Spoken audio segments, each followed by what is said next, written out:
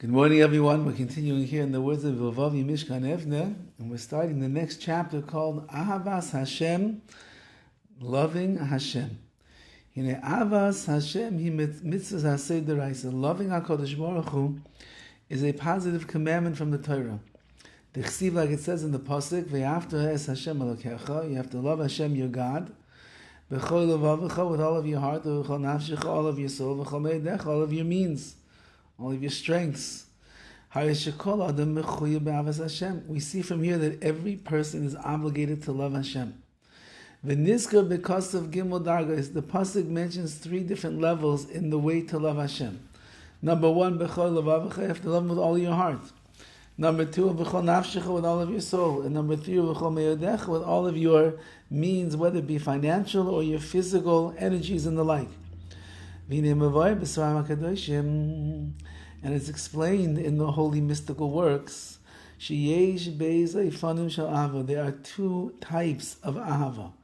Echad, number one, ahava hataluya b'davar, love that is dependent upon something else. We'll explain.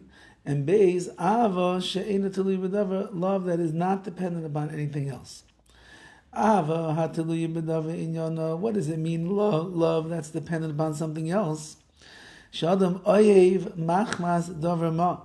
You love someone because of something that you are receiving from them. Teluya b'davar, that means your love is dependent upon something.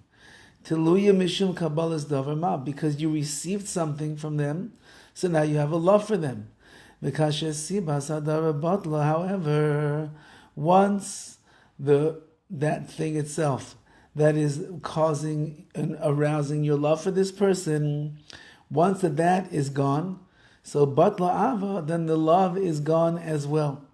This is something that is common, unfortunately, in marriages. People get married for all the wrong reasons, for the beauty, for the money, for the fame, for the fortune, for they made them feel so good when they're on their dating and everything.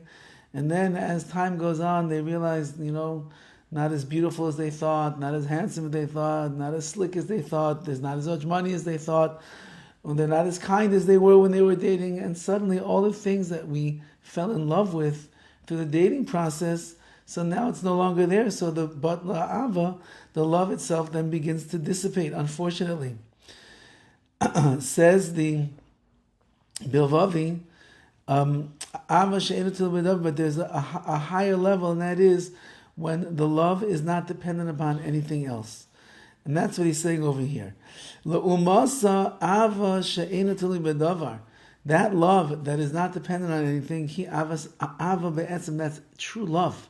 That's just love in and of itself. You should know that the numerical value, the gematria of ava, love, is echad, is one. Aleph, hey, base, hey, that's 1, 6, 8, and 5, that's 13, is the same numerical value as echad, aleph, ches, dalid. It's all 13, and therefore what? He's saying that when you really love somebody in the right way, that creates an achdus, a unity. She'inyan avazu, this kind of love, noivas min achdus penimi shel EVNEH, it exists because of a very deep connection between the lover and the one that is loved. V'hine ava teluya b'davar shayeches gam ba'akum. Love that depends upon something, that also exists by the goyim. Sheish b'midas hakar satov. They could also have hakar satov, gratitude, ve'ava lemetivam, and they love the people, the ones that do good for them. Ulam ava she'ena teluya b'davar, but a love that's not dependent upon anything. Says the BILVAVI, he shayeches rak lebnei Yisrael. This is only to Klal Yisrael. Now he's talking over here about the love for a person to Hashem.